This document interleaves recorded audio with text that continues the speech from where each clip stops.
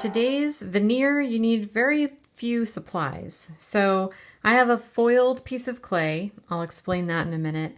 And I have some alcohol inks, some cotton swabs, and because I need to put these on another layer, I've got a base layer of some scrap clay that I rolled out. And I'm going to make a trading coin, so I have my coin cutter. If you don't know what those are, you can find out at POLYMERCLAYTRADINGCOINS.com. And we are actually swapping these around the world, so it's a fun thing to get involved with.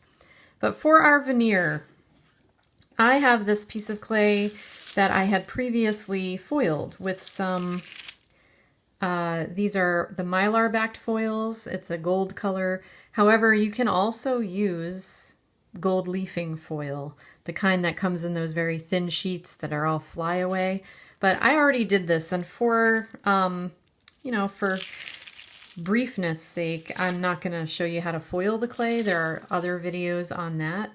But what I do want to show you is probably just on this piece, because that piece is already just about the size of a coin, 2.5 inches wide. So I probably won't even need to do that other second piece. But what I'm going to do here is I'm going to make lines going across my clay of alcohol inks, and the purpose of that is so that I can cut them apart and do that ICAT technique. So how I'm going to do this, I'm just going to dropper out some alcohol. I think I'm going to decide, let's decide first on what order we want them to go. So I have, these are all Adirondack inks. This is Stream, Wild Plum, Ginger, which is a pretty sort of brown, warm brown color. This is Watermelon, and this is covered up Patina. Okay, so that's a greenish color. So I want to lay these out in a way that kind of makes sense so that when my iCat starts making its design, you'll be able to see it. So first, think about that. Think about your color placement. So that I am careful here, I'm going to use a cotton swab to make lines, kind of just painting it on over the foil. And if you want it to be more intense, you can keep building up the area. I just don't want this to bleed all over the place, which is what alcohol inks can do. So I'm going to very carefully lay the color on to the foil. And I'm just going to keep coming back and forth until I have as much color on there as I want.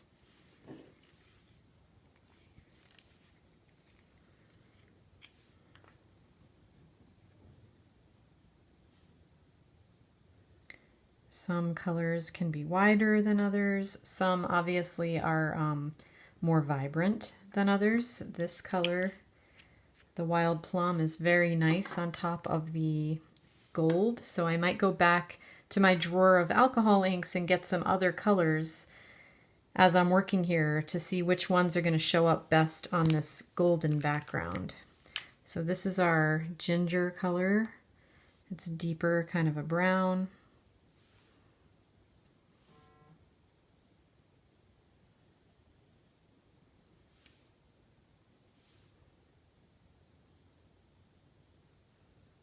And I'll hold this up to the light when I'm done laying on my colors so that you can see what's happening.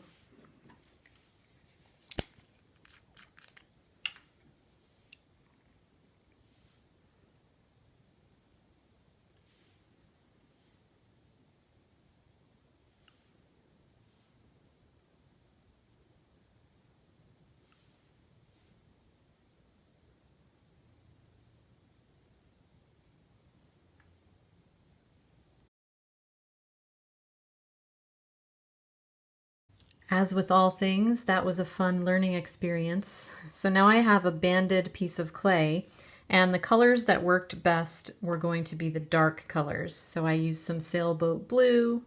I switched the brown to teakwood. I've got the Wild Plum in there, and the Watermelon and Amethyst. So you're going to want bold, bright colors if they're going to show up on the gold. So now I'm just going to put aside my alcohol ink covered stuff, and I'm going to get my base layer ready. Zoom out a little so you can see. And we're going to start making the cuts to create the iCat look. I'm going to turn everything towards me so that I can see what I'm doing. I'm going to square up one edge, and then I'm going to start cutting thin pieces.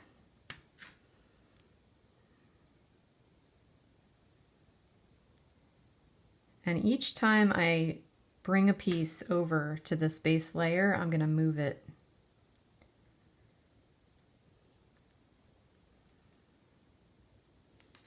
Because the way you create that really fun sort of shifting iCat or bargello look is by shifting each time the layer goes down.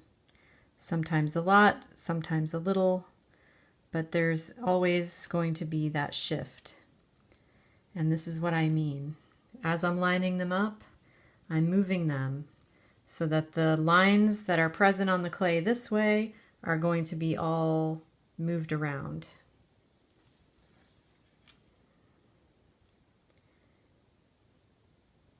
I'm going to try to generally keep the clay the same width, these thin pieces. I'm going to butt them up against each other, and I'm going to just shift up and down as I fill in the clay from one sheet to the other.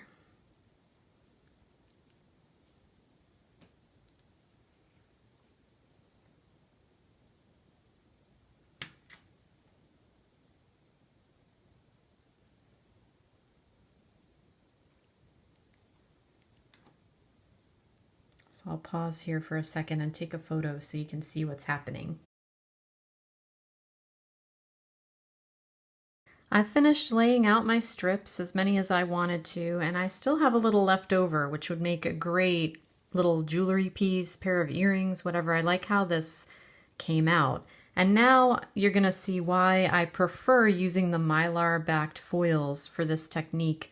Just because when you start stretching them out and pressing them together and firming them down, these foils don't really crackle the way they would if it was a gold leaf type of foil.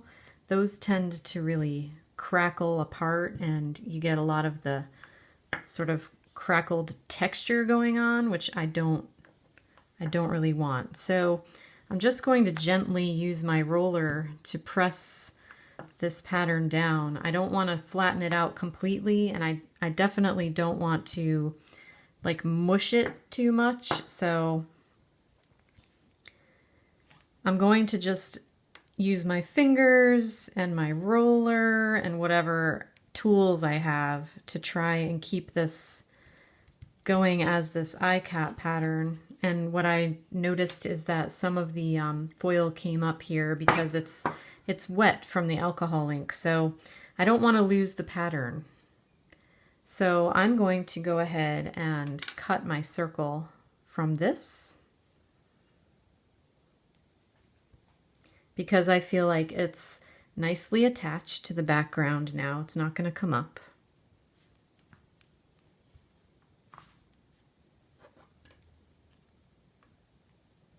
Fix my edges. I have a little clay left, so I can go back. I notice right here I don't have enough of the pattern right there.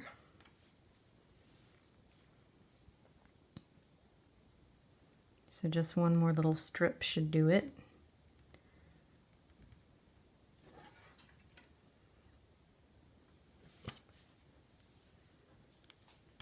But this alcohol inked bargello, it comes out really beautifully. And you can make any pattern that you like just based on how you shift and what colors you lay down in what order. So I have some other clay, like I thought maybe I would use, I have this piece that's lying around that has the other type of silver leaf on it. I don't think I want to use that though. I just pulled out some things as I was working to think about what I might like to use to finish it off. So I actually think I might take a chunk of this and kind of lay it across here. I really like how it came out with the alcohol ink, making that pattern. And maybe I'll get some little lettering stamps and write a word. This kind of looks flowy to me, so I was thinking go with the flow might be a good thing to put on there. But use your imagination. There are so many ways to use veneers once you have them. And the way that we like to keep them is with a piece of the plastic deli wrap. So like, for example, if I want to keep this piece, I can just put it in here, this other piece, and just keep them for a later project.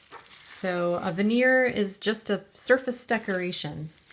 And this piece, there isn't really that much left, but maybe these two little pieces could be something, earrings or whatever. So when you play with polymer clay, nothing goes to waste. Just hold on to your scraps and use them in another project. I hope you enjoyed this veneer, and we are doing a year of veneer on Polymer Clay TV, so come back next Wednesday and there'll be a whole new one for you. See you next time.